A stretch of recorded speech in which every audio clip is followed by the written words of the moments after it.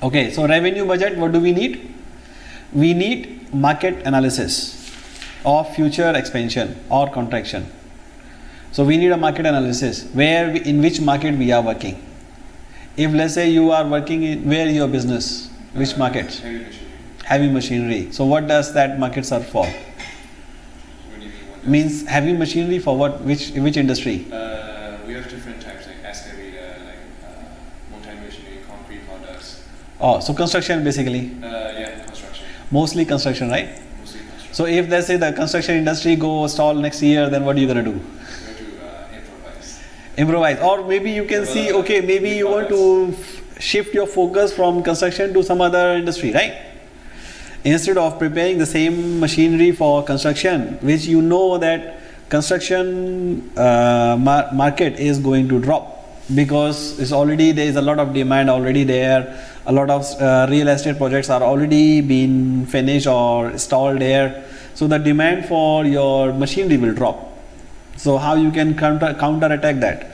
You can focus on other industries, correct? You can focus your heavy machinery, maybe you can customize and make for other industries where they also can use the market, where the growth is going to grow. So market expansion and analysis. So where you get the data from?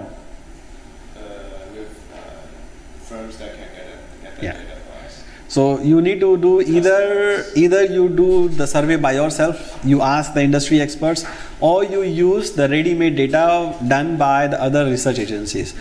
Using those research agencies is very important, but look at the resources, how they are collecting the data.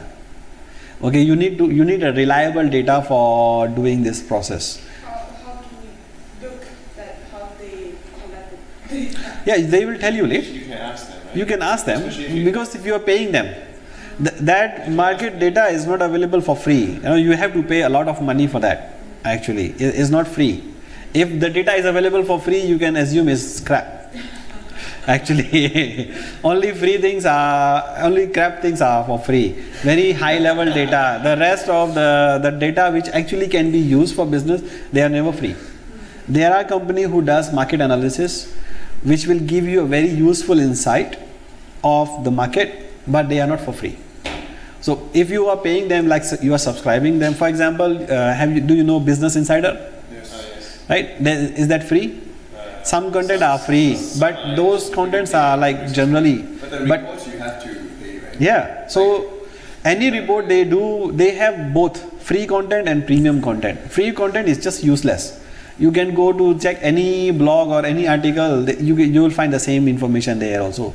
But if you want the real information on the market, reports, surveys, you need to pay money for that. You need to subscribe for that data, right? So market analysis is very important. You need to subscribe to the industry journals. It will cost you some money, but it will give you a lot of insights into the market. If you can do it by yourself, by asking industry experts, okay, fine, you can do that as well. But you need a basis, some kind of solid basis. So as you were saying, how will you know the data source? Once you subscribe to them, normally the research reports contains where the data has come from, how many people they have surveyed, where the peoples are living, what are they doing. So either the research, they will show you the source of their research and the reason for their conclusions. So you don't need to always follow the conclusion what they are bringing actually. You can follow the reasoning and then you can bring your own conclusions about the markets. Okay, if those market analysts are so expert in predicting the market, they all become entrepreneurs, but they are not. They are just market analysts. So don't just buy into the market analysis done by the research. You need to use your own instinct. And also the change in competition landscape, new entry of your competitors or new products, not only the similar, exactly the same. Your substitutes, what can substitute you, what can replace you, what are similar products, and what are the alternative solutions. Okay, for example, like electricity, you have alternative, right? You can use solar, you can use hydro, but they are different source of electricity, but both are serving the same purpose, correct? Or you can use battery generated still the electricity, but battery generated. So you need to understand what are the change in the landscape in your next 3 to 5 years.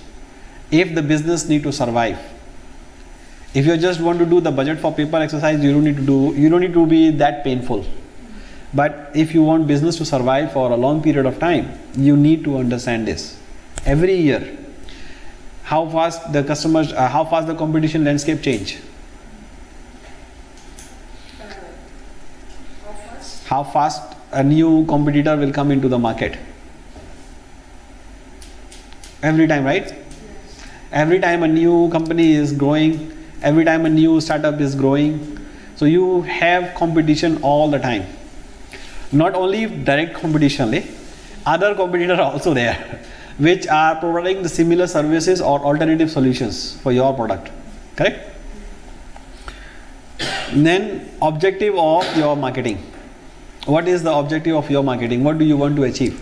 You want to do the marketing penetration, means you want to do just go and blow the market with a lot of products. You want to play a volume game, cheap products, or you want to do the positioning.